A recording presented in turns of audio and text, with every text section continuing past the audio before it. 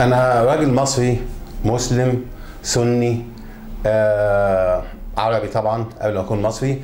بقول الكلام اللي أنا هقوله، يعني أنا بقسم الفيديو لنصين، فالنص الأولاني اسمعوه كده بهدوء خالص، وأرجوكم ما تشتموش إلا في نهاية الفيديو. يعني أنا بأيد القدس عاصمة أبدية لإسرائيل، كان اللي هو إسرائيل شرقية وغربية كلها، يعني القدس كلها تبقى عاصمة أبدية لإسرائيل.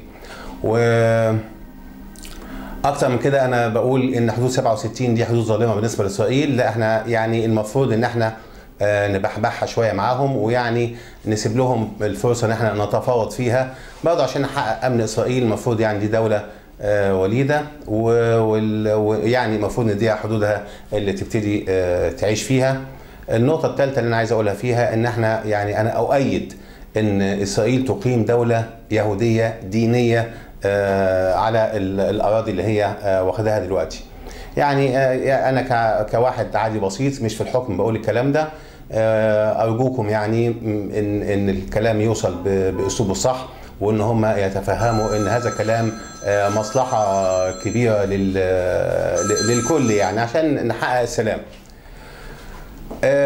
هنا انتهى النص الاول من الكلام او الثلث الاول من الكلام، وطبعا يعني في من اللعنات والشتايم والقذائح والانتقادات، وكل واحد دلوقتي هيحاول يغير ويقول الكلام ده، يشتم في اللي قال الكلام ده وابو اللي قال الكلام ده.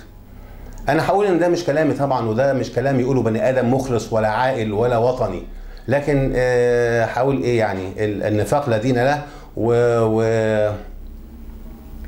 وهوجه كلامي بقى للدكتور مرسي والاستاذ صفوت حجازي. مش هقول شيخ طبعا، لا انا مش هعتبره شيخ.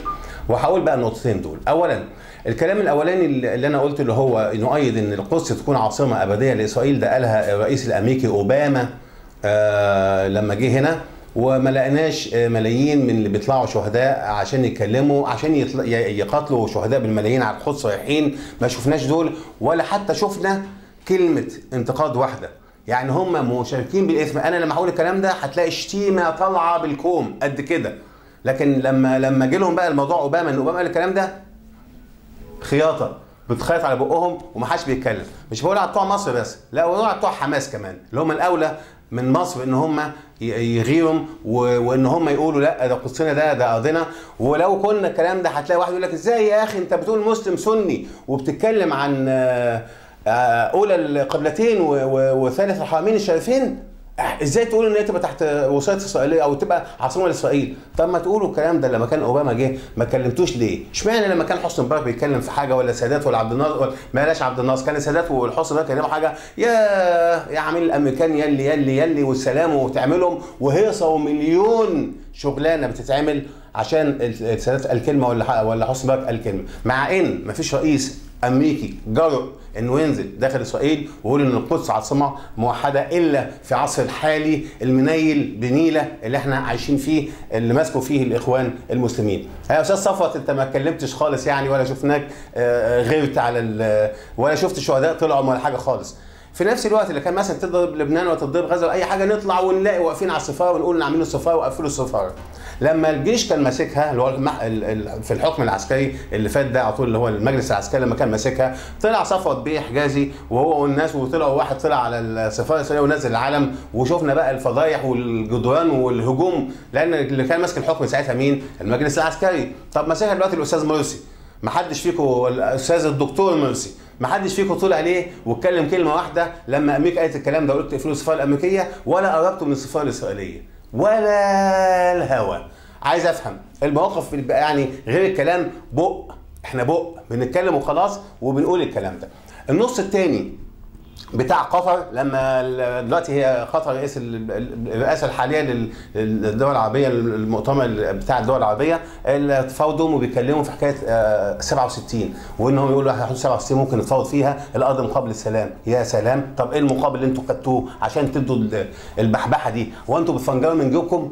يعني انا عايز افهم، يعني هي ارض ابوك وامك عشان تفنجروا فيها وتقولوا لا نتنازل عنها وممكن نتكلم في الحدود؟ وده ما فيش حتى تصريح واحد من اسرائيل مقابل يشجع الكلام، او حتى في شويه اثر تاخدوهم ولا شويه مكاسب تاخدوها، سايبين اسرائيل تتفاوض زي ما عايزه، وانتوا اللي بتتنازلوا كده بتقلعوا شرفكم كده، بتقلعوا هدومكم كده وشرفكم وتقولوا ممكن نعملها. ده ثاني مصيبه سوداء ممكن نشوفها في الموقف ده. الحاجه الثالثه لما تيجوا تقولوا احنا عاملين دوله اسلاميه وهي مش اسلاميه، وفي ايران دوله يقول لك عن دوله اسلاميه شيعيه وهي مش اسلاميه، ماشي، وتقولوا ان هو دول انتوا بتسمحوا بان يبقى في دوله دينيه ثانيه موجوده في النص عشان تبقى التبرير ماشي. هو امريكا بتدافع عنكم ليه؟ ما عشان كده يبقى في دوله دينيه في مصر اهو، وفي دوله دينيه في ايران اهو، طب ما نحط دوله دينيه في اسرائيل وعادي تبقى يهوديه، وساعتها اي واحد ما لا يدين باليهوديه ممكن ينطرد. مش العريان اللي ربنا يستره بيقول لك انا ممكن اخلخل المكان ويجي اليهود هنا وبتاع وكلام من ده وتخلخل المكان. لا يا حبيبي، ده عايزين يعملوها دوله يهوديه واليهودي يقعد، اللي مش يهودي بالسلامه يطلع بره. يعني ارجوكم فكروا شويه في الكلام وتشوفوا انتوا كنتوا في الاول عايزين تشتموا فيه قد ايه، وصبوا كل شتايمكم دي على بتوع فلسطين اللي هم حماس، وعلى مرسي، وعلى حجازي، وعلى كل متقول، وعلى المرشد، وعلى كل واحد انكتم لما رئيس امريكا قال الكلمتين دول، وعادي خالص مع امريكا، وعادي خالص مع اسرائيل، ولعن الله النفاق.